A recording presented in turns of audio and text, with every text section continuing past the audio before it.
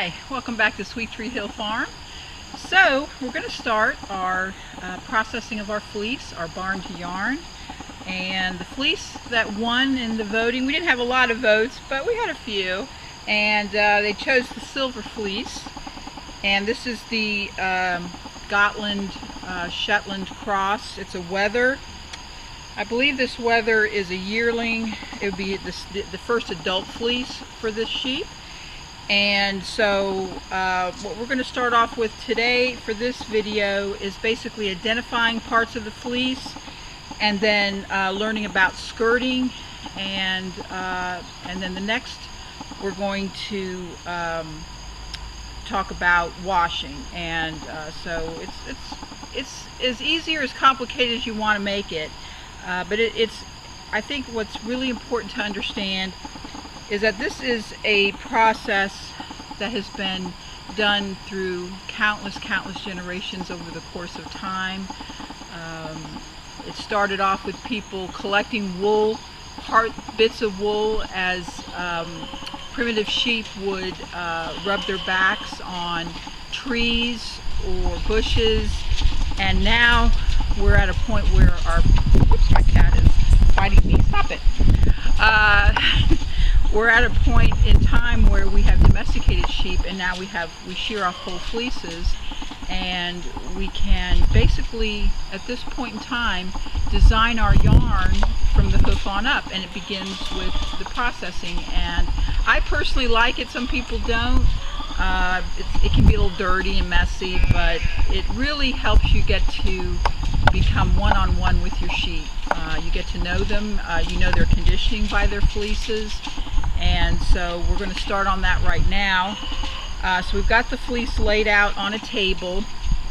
You can have, if you're lucky enough to have a skirting table, that's great. Usually that involves like a mesh or a grid where dirt falls through. I basically just have, this is like an office table from Office Depot. So just something you can lay the fleece out on. It could be a sheet as well. But it helps to have it elevated so you can kind of see a little bit better as to what you're doing. And so I'm going to show a little bit more detail in a moment, but basically I try to lay the fleece out as it came off. So right here, this part here is the neck area, and if you notice, it'll be split because when the sheep is sheared, the shear will come up the center of the neck and open the fleece up. And the neck wool is real important because it is often the softest part and the dearest part, I say, the finest part of the fleece. Sometimes it can be matted because it is so fine, it can easily mat. In this case, we're pretty lucky. This is beautiful, gorgeous. And so I'm going to enjoy working on this. And so anyway, you might want to separate that part out and process that separately perhaps. And I think that's what we're going to do. We're going to divide this fleece up into thirds. And I'm going to show you 3 different processing techniques.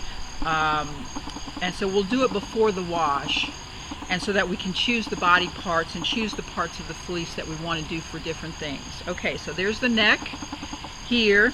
Obviously on either side here is the side part of the sheep, maybe almost coming down to the stomach.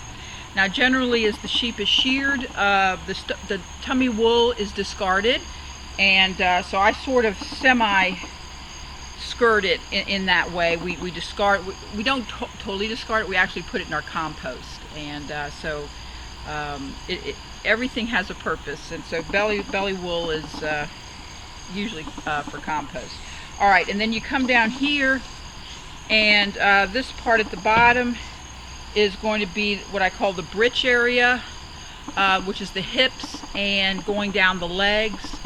And generally this will be the coarsest part of the fleece, and it'll have maybe long bits of guard hair. Now again, we're dealing with Gotland Shetland crosses, so you're going to have some guard hair, but it's not as coarse as Icelandic. And then, by the way, Icelandic is guard hair is not always all coarse, but generally speaking, Shetland guard hair is a little softer.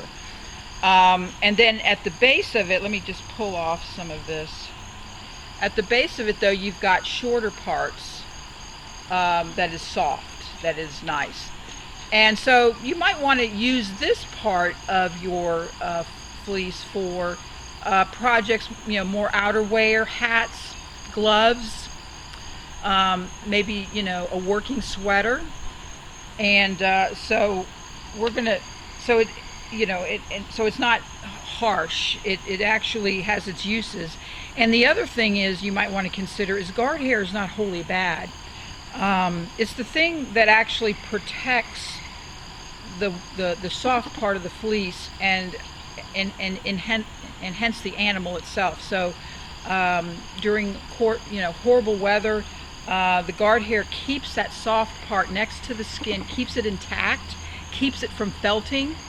And if you think about it, if you incorporate a little guard hair into your projects, it's gonna be less likely to pill. And if you've ever knitted a whole merino sweater, you know oftentimes that will pill if it's not mixed with something else, because it's just totally fine wool, and it tends to break and then collects into these little pills. And so let's not be upset about guard hair too much. It has its uses. All right, so that could be outerwear, that could be a hat. And then you've got the stuff in the middle, and it's a combination. It's soft, it'll have somewhat longer guard hair, and again, so this will be also for outerwear, but maybe for some other softer projects. And by the way, I didn't really mention project types for the neck. That's ideal for your next to skin type projects, your scarves, maybe a lace shawl, and you'll still have some guard hair mixed into it, but it's going to be a little bit shorter, a little bit softer. And again, it has its uses, because if you're going to spend time on a shawl, a lace shawl, you want that to last. You want that to be around, maybe past you. Maybe it's something you might want to hand down to someone. And a Shetland fleece is certainly ideal for that. Now, some of the things that I want to talk about with regards to the Gotland part of this is that what Gotland does for a Shetland fleece, oftentimes it adds a little length, but also it adds a little curliness. But my favorite part, it adds a little shimmer. And I can see that a little bit here, but it's in this particular fleece, this is not as shimmery as some of the others that I've seen. So, all right, so let's get, I'm going to take the camera off, and I'm going to take it around the fleece so you can see on top of it and see a little bit more about what I'm talking about. All right, so as you can see, this is the neck area, and this is where the split occurs. As you can see, there's a lot of really soft, trying to see if you can get a good glimpse here. There's not a lot of guard hair here. There is definitely some, but it's really soft and very, has a little bit more lanolin right here. So we're gonna, and now we're gonna probably take off some of that. We haven't done our skirting yet, so we're about to do that. All right, and I'm heading down the fleece. And this is your breech area. So this is the long, a little bit coarser. Whoops, we're getting leaves falling down. Anyway, so that's a little bit coarser. Okay. All right, so let's go ahead and get to our skirting. So what skirting means, as you can see, we've got the whole fleece here. We're going to go around the edges and skirt off any what I call dung tags. And this is usually right around the edges, which is why it's called skirting. All right, so as we look at it, see, we're going to see maybe some second cuts, and we'll pull those off.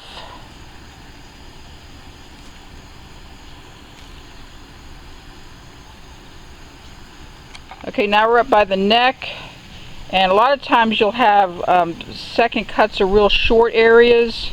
So we definitely, as you can see, that's real short. So probably a little bit of second cuts, And I'm just going to take all of that off.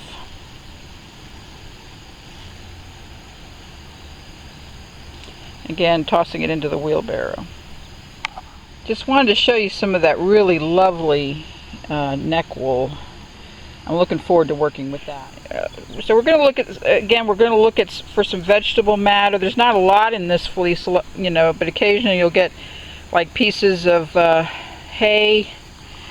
But as you can see, it's pretty clean fleece. And this, by the way, when you're looking and shopping for fleeces, you want to try to find, you want to talk to the shepherd if you could and get an idea of how they raise their sheep. We do pasture rotation. We have our sheep in, over the years, those fields have gotten pretty cleaned up, and so we don't need to coat our sheep. And I don't recommend coating for this type of a fleece. You want these locks free and opened. You don't want them matted up against the body of the sheep. So coating is not always a good thing. It can be nice if a shepherd has a fleece, a pasture where they're going to tend to get a lot of vegetable matter, or a feeding type situation where a lot of hay will get into the fleece. But we've kind of gotten those things figured out, and so we've got pretty clean fleece. So just about ready to go. We're going to check one other thing. We're going to check the underside. Okay, so I've turned the fleece over. This is the underside. This is where the shearing actually took place. And a lot of times what you'll see, you might see some second cuts, and you want to kind of pull those off. We have such excellent shearers that we use. They're from out of North Carolina. They come up. Now this area, I think I want to, and you can kind of get a better idea. Also the edges, I think I'm going to pull that off too, because those are real short right here. Alright, so we've gone over the fleece again. I've gone around the edges one more time. I found a few little places that I missed. Sometimes on the underside you can see things a little more clearly. So right now I think everything looks pretty good. If you miss something, it's not that big of a deal. You can always pull it out later. Now at this point we'll go ahead and roll up this fleece and put it aside until we're going to do some washing. We're not going to do it today. I don't know if you can see, it's kind of overcast and we're starting to get some raindrops. I'm trying to beat the rain to do this video. So we're going to try to choose a little bit nicer day for our washing, and I'll show you my technique and some ideas for soap and things. I'm pretty simple. I like to use what's on hand, but also I do want to be considerate of the fleece and make sure that I don't harm the fleece in any way. So we'll talk about different soaps and everything for next time. Alrighty, so thank you for watching, and hopefully within the next week or less maybe we'll get to washing this fleece. Right now I'm going to roll it up and I'm going to weigh it, and so I know how much the fleece weighs, and then next time we're going to divide it into thirds and we'll get to washing. Goodbye for now.